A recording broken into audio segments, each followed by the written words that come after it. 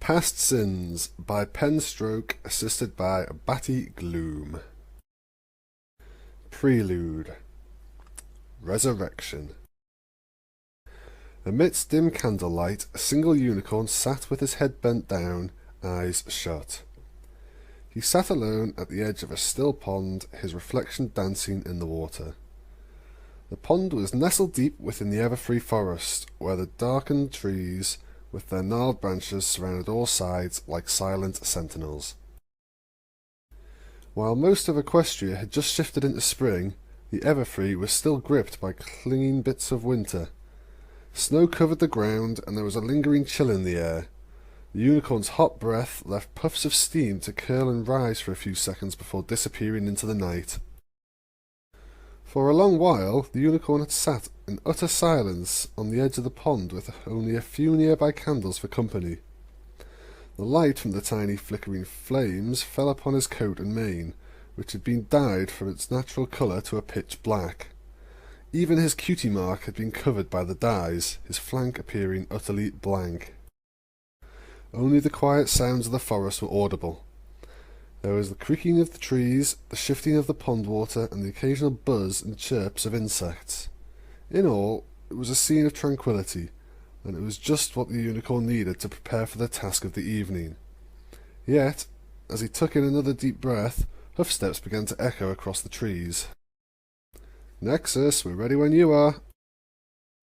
The black unicorn, Spell Nexus, took in another breath, and his turquoise eyes opened as he turned to look at the pony who had approached him from behind. "I'll be along shortly." The pony who had interrupted gave a nod before disappearing back into the forest. Nexus waited for the hoofsteps to fade into silence before lighting his horn.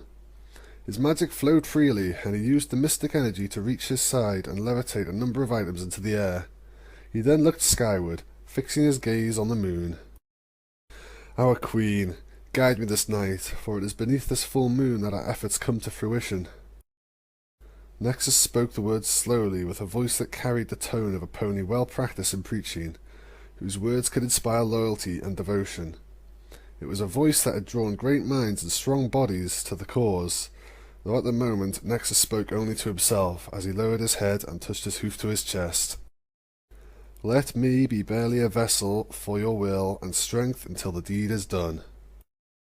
The levitating items drew close to him and began to circle slowly. There was a cape, midnight blue in colour, with white stars all across its surface that billowed as it moved through the air. Along with the cape were pieces of armour, all comprised of greyish-purple metal. There were horseshoes, a neck brace, and lastly a chest plate which had turquoise crescent moons set in the centre. "Let me bear your mane," Nexus spoke as he drew the cape over his back. "Both powerful and beautiful, a depiction of the endless sky. Let me stand in your uniform." He continued as the armour began to secure itself to his body, in the armour that pays tribute to your image and greatness. "Let me be your agent this night, for it is you I serve above all others." The final piece of armour levitated towards Nexus, a helmet made of the same metal as the chest piece. The unicorn guided the helm carefully, bringing it down his horn until it fit snugly onto his head. "May your power be with me, for tonight you shall breathe and taste the cool night air for yourself. You shall look upon the world with eyes of your own, and no longer will you be forced to share a body with a weak foal as you have in the past. Tonight you shall be your own mare, never again to be threatened by the elements of harmony." Nexus rose to his hooves and looked at his reflection in the pond. He now appeared the ultimate doppelganger of his mistress, and, like any eager acolyte, he was ready to bear witness to her power and knowledge. Through the efforts of him and his group, they would see their queen rise again. Yet it was only he that was allowed to look so much like the queen, to lead the spell that was about to be cast. It was his place of honour, and no pony would steal it from him. "Tonight, Nightmare Moon, your followers shall grant you your life of your own, and the tyrants of the sun and moon shall fall." Mentally prepared, Nexus turned from the pond and began to walk into the forest. He followed a trail that connected to a nearby clearing, which came into view quickly. The clearing was occupied by several unicorns, pegasi, and earth ponies who were moving back and forth across the space as they constantly checked their work. The ground had been cleared of snow, though a few piles were left dotted about the place. On both the exposed ground and on the piles of snow there were wooden bowls filled with oil-soaked powders. Paint had been employed to draw arcane lines of power, and cloaked pegasi worked in the air above to push clouds together to hide the clearing from prying, skybound eyes. All the ponies Nexus saw wore the black cloak of the Order, except for 3 who stood giving orders, a pair of pegasi and an earth pony. They, like Nexus, wore the honoured armour, though he alone wore the flowing Starfield cape and helmet. Only he had the honour of wearing those vestments. "How close are we, Night Wind?" Nexus asked as he approached the trio. "Cloud cover is almost complete, and the pegasi only need a few minutes to get their bowls," the dark purple Pegasus answered, staring back at Nexus with her turquoise eyes. Such eyes were a sign of the Order, a blessing that granted not just their Majesty's regal turquoise eye colour, but also enlightenment. "Good," Nexus said before turning to the earth pony. "Stonewall, do you have the items?" "They have not left my sight since our departure from Canterlot, Nexus," the earth pony replied, motioning to the bowl that was currently resting on his back. "And Grayscale, is our special guest awake?" "Oh yeah, she just woke up," the grey Pegasus answered, "and boy is she scared." "That's because you told her Stonewall would snap off her horn if she tried to escape," Nightwind snipped. Greygale shrugged her shoulders nonchalantly. "Hey, it kept her from trying anything." "She couldn't try anything even if she wanted to. She's got an anti-magic brace on her neck." "You have all done well," Nexus spoke, stopping the argument before it could go any further. "But now we must all take our places. Stonewall, take the sacred items to the centre of the ritual. Greygale, Nightwind, prepare your torches and head to the sky." The 3 nodded, moving to their assigned tasks while Nexus turned his attention to one side of the clearing. There, lying on the ground, was a mare who had her hooves hog-tied with rope and cloth bag over her head. Treading carefully, Nexus moved between the wooden bowls and approached the hog-tied pony. Her violet coat was dirty from lying on the ground, and her dark purple mane was a rough mess. The sight of her like that made Nexus smile, and once he was close enough, he used his magic to remove the bag on her head and reveal her terrified eyes. "I'm so happy you were able to join us this evening, Miss Sparkle."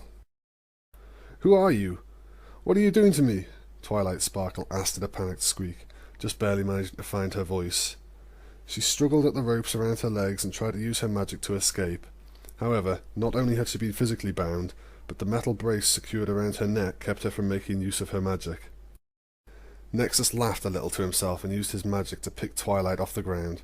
"Inquisitive, though I should expect no less from Celestia's star pupil," he said with a smug superiority. He then turned and began walking towards the centre of the clearing as Twilight floated behind him. Ahead of him, the earth pony Stonewall had set up a metal pedestal, upon which he had placed a wooden bowl from his back. "What we have planned for you, Twilight Sparkle, is very simple. As to who we are, well, consider us simply the loyal servants of Equestria's true queen, Her Regal Majesty Nightmare Moon." "Are you crazy?" Twilight asked while she twisted around in Nexus's magic, continuing to try and free herself. "Nightmare Moon is gone! How can you serve some pony who is gone?" "It is much easier than you think, Miss Sparkle. I will not, however, spoil the surprise. For the moment, all you need know is that your contribution is appreciated." At that, Nexus replaced the bag on Twilight's head. He secured it tightly before placing a sound dampening spell across the fabric, which muffled Twilight's continued protests. Leaving Twilight floating and thrashing in the air, Nexus walked over to the metal pedestal. He examined the contents of the wooden bowl set upon the tall, narrow metal table, and his eyes gleamed in anticipation. Inside the bowl were curled shreds of what looked like paper. They were black in colour, with a big turquoise crescent moon adorning the largest of the pieces. Nexus then turned his attention to a dagger resting beside the bowl, picking it up with his magic. The blade was fine, sharp and clean. It had never been used, although Nexus intended to change that. He turned back towards Twilight, who was still twisting, flailing and shouting out muffled protests. He drew close, and after lowering Twilight a little closer to the ground, Nexus proceeded to give the mare a swift kick in the stomach. The kick quickly made Twilight stop flailing. She hung limply, trying to catch the breath that had been knocked from her lungs as Nexus moved in with the dagger. He drew the blade across part of Twilight's leg, leaving a very shallow wound. It was no worse than a paper cut, but Twilight still screamed. She screamed both in the pain and also in fear for her own life. Nexus, however, showed no interest in harming Twilight further. He instead focused on the wound he had created. It had begun to weep blood, and Nexus set the dagger against it. He gathered several drops of blood on the blade, and then placed it into the bowl with Nightmare Moon's remains. Yes, steal the life from the blood of the bearer of the element of magic. Let it give you strength, so that you may shed the rest of her blood with your own hooves, Nexus whispered to the shreds, as if in prayer. He then levitated Twilight's back to the edge of the clearing and dropped her unceremoniously at the base of the tree before he approached the metal pedestal. At the same time, the other cloaked ponies, as well as Stonewall, Nightwind, and Greygale, turned their attention to Nexus. They watched him, and they fell silent as he began to speak to them, as a preacher would speak to his congregation. Brothers and sisters, for nearly 2 years we have toiled in secrecy. We worked behind the backs of the guards and tyrant princesses, and we put our own safety at risk. Personal fortunes and countless hours have been spent to bring us to this point, but now we are ready. The spell is prepared. Tonight we, the children of Nightmare, shall see our queen given life, blood, and form of her own. The rest of the cult ponies cheered and stamped their hooves against the ground in applause. Spell Nexus smiled, and he took in their joy for just a moment before he continued to speak. Once our queen and Luna were one and the same, but the elements of harmony could not destroy what our queen was. No, that power could only peel her away from the weak foal Luna. It could only trap her essence in these precious shreds. It was a horrible fate, but it is because of the elements of harmony's inability to destroy our queen that we can stand here tonight. For it is tonight we give this essence of our queen's life of its own. It is tonight our queen's shackles to the meek Princess Luna shall be broken forever. And it is tonight that our campaign to retake Equestria begins. Nexus reared back and raised his voice to a triumphant shout. Now, lend your magic to the spell, my brothers and sisters, for tonight our victory is at hoof. For tonight, Nightmare Moon will be born anew. The cult cheered, sharing in Spell Nexus's jubilation before quickly going about their work. The unicorns formed a circle around the clearing, and their horns glowed as lines of paint they had drawn on the forest floor came to life with the blue incandescence. At the same time, Stonewall, one of the few earth ponies at the ritual, walked around the circle.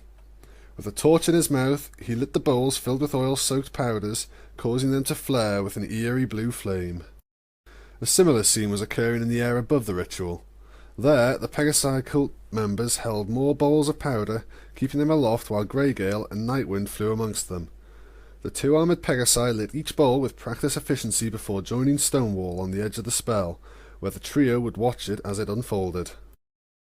Spell Nexus himself watched all this, and once all the bowls were lit, he waited until the air became sufficiently saturated with magic. He then used a spell of his own to take the fire from one of the bowls. He held the fire gingerly and carried it over to the ritual centre slowly so that it wouldn't die. Then, with a final pleased smile, he tossed the fire into the bowl containing the shreds of Nightmare Moon and the bloody dagger. The shreds burst into flame almost instantly, and Nexus quickly retreated to the edge of the circle to join his fellow unicorns. There, they all began to twist and form the magic in the air, working it like potters with clay. They shaped the free magic, moulded it, and began to force it down into the bowl that contained the shreds of Nightmare Moon. And, after a few anxious moments, Nexus saw what he had hoped for. The blood-soaked dagger started to float above the fire, cradled by the energies of the spell. The blood was drawn up from the blade and formed into a single crimson sphere. The dagger itself was then launched clear of the spell with such force that its polished blade dug deep into one of the trees surrounding the ritual. Then, with the dagger gone and the blood remaining, Black smoke began to billow from the central bowl. The shreds of nightmare moon were starting to burn, and the smoke they released formed around the large drop of blood. The fires, smoke, and magic from the wooden bowls set around the spell were drawn in as well. Everything was swirling and orbiting the spell's focal point, being drawn in like water in a whirlpool. The drop of blood became encased in a black sphere, and that black sphere began to slowly grow. It drew in the fire and smoke and everything else, growing larger with each passing moment. "Yes, it is working, my brothers and sisters," Nexus called out. "She is beginning to take shape. Our queen shall soon be..." Many of the cult ponies jumped a foot in the air when a single bolt of lightning raced down from the sky and struck the very centre of the spell, sundering the metal podium and wrapping the drop of blood, the shreds of nightmare moon, and the wooden bowl in crimson flames. At the same time, the cult's carefully constructed cloud cover was blown back, and a full battalion of royal guards flew down from the sky. "Freeze! You are all under arrest!" Several of the guards shouted as dozens of the other gold-armoured pegasi landed in the centre of the clearing. However, not a single pony froze. The cultists instead charged the guards, turning the once carefully tended clearing into a battlefield. Yet, as the battle began, Spell Nexus stood flabbergasted. He watched as the centre of the spell and the precious shreds of Nightmare Moon were destroyed. All their plans had been decimated by a single surge of magical lightning that could only have come from one source. Turning his eyes skyward, Nexus glared at the next figure to float down through the hole in the clouds. With a single flash of a horn, the figure brushed away the cloud cover like froth from a cup of hot cocoa. "Celestia!" Nexus forced out through gritted teeth as he locked his turquoise eyes on the Sun Princess. She floated down amidst the fighting, casting back any pony that dared attack her with barely any effort, and it enraged Nexus. Every fibre of his being wanted him to attack, to smite down Celestia for daring to interrupt a ritual, but he knew better. "Don't think you've won today, Celestia. You have merely delayed me at best," Nexus hissed. He then barked at any cultists nearby, calling them to him as his horn began to glow. Together with Greygale, Nightwind, Stonewall, and a few dozen of the other cultists, Nexus cast his spell, and the group as a whole seemed to vanish into thin air. "Have you apprehended all involved?" Celestia asked. After rescuing Twilight, she had taken her student home and sent her straight to bed. Twilight resisted a bit, but after what she had been through, it didn't take much to get her to fall to sleep. Celestia had then turned Ponyville's Golden Oaks Library into a base of operations, keeping guard of her student personally while having her guards bring their reports to her.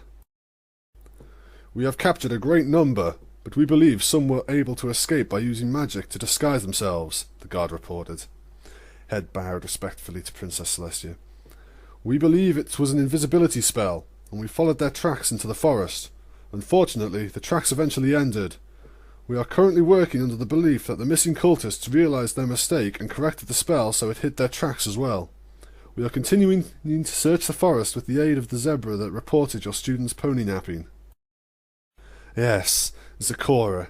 Please make sure that she is properly thanked for all she has done this evening. Also, please extend her an invitation to the palace so that she may join Luna and I for dinner on an evening of her choosing." "Of course, Princess," the guard answered as he raised his head. "Though, if I may ask, what do you believe these ponies were trying to do?" "I do not know," Celestia admitted. "All we were able to find out from the information we gathered prior to this night was that something was going to happen.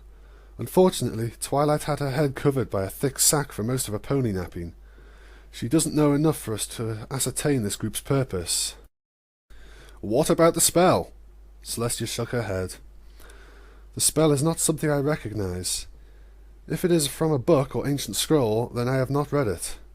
But it could just as easily be a new spell, a ritual crafted for a specific purpose, though that purpose still remains to be unearthed. Make sure that the details of the spell itself remain preserved. It will need to be studied." The guard snapped into a salute. "Of course, Princess. We will gather any evidence at the scene and have it taken to the castle until such time it can be examined." "Good. I have no doubt that the spell's purpose was dark, and I will not stand for my student being threatened," Celestia said, her eyebrows furrowing with determination. "I want the truth of this to be revealed, Captain, with all haste." "Of course, Your Majesty." The unicorn guards searched the area, sweeping it with their magic to try and detect anything left behind. What remained of the wooden bowls were gathered, and any unburnt powder was collected together into a single bag. Everything that was not natural to the Everfree forest was taken from the clearing, though the guards did not extend their search into bordering trees and bushes once it became clear the ritual's radius ended at the tree line. All that was gathered was loaded into a waiting chariot, and once the unicorns were finished, the pegasi hitched to the chariot took flight. They rose quickly into the sky before banking towards Canterlot. At the same time, the unicorns below began forming into a line, while the lieutenant of the squad began to relay orders. "All right, stallions. Let's join the group searching the forest for any of the cult members that might have escaped. Give higher priority to any that appear to be unicorns. One of them used some kind of crazy magic to get away, and we don't want that to happen a second time." "Sir, shouldn't some of us remain here to guard the crime scene?" one of the soldiers spoke up, a newer recruit to the Royal Guard. "No, these cultists are too careful for that," the lieutenant answered his recruit. "If the zebra Zakora hadn't witnessed Twilight Sparkle's pony napping, we wouldn't have even known any of this was happening. That means these ponies planned all this without Princess Celestia or anyone in the guard finding out about it. And that means they're not going to backtrack when they've gotten a battalion of guards hot on their trails." "Besides that," the lieutenant continued, "this isn't Central Park in Canterlot. The Everfree is dangerous. There are monsters in here that could eat a pony twice my size in a single gulp, armour and all. This isn't a place where we want to spend any more time than is necessary. But if you want to stay here and guard these scenes of the crime, be my guest. Just watch out for the hydras," the veteran guard concluded. He then motioned to the rest of the squad, guiding them out into the forest to join the ongoing search. Only the guard who had spoken up remained in the clearing as the others disappeared among the trees. He remained there for a minute, but then the lieutenant's words got to him. He broke into a gallop, sprinted to catch up with his comrades, and then left the clearing to once more succumb to the calm quiet of the Everfree forest. Yet the magic that lingered in the air like a heavy mist began to shift, sparkling in the cool night air as it was drawn to one side of the clearing. There, hidden away by a bush a few feet into the forest, a black sphere lay amongst the dirt. It was the same sphere which was cast away from the centre of the spell by Celestia's bolt of lightning. The tiny black ball was nestled into a crook of the cold ground, and from there it drew in the lingering magics like a magnet attracting metal. It pulled in the energy, and, with each ounce it absorbed, it grew larger. Then, when the sphere had doubled its size, it pulsed. That pulse caused tiny drops of blood to weep from its pores in the sphere's surface. It was the blood that had been harvested at the edge of the dagger only moments before, but now it was black and gooey. The life had been drained from it, and it was now being discarded like trash. With each pulse, the sphere excreted more of the dead blood, forming a smear on the ground. Then, when none of the used blood remained, the sphere's pulsing shifted. It became the weak but distinct pitter-patter that lived in the chest of almost every living creature, a heartbeat. All the while, the sphere continued to grow larger, continued to draw in the magic of the clearing, and continued the process begun by the spell Celestia had interrupted.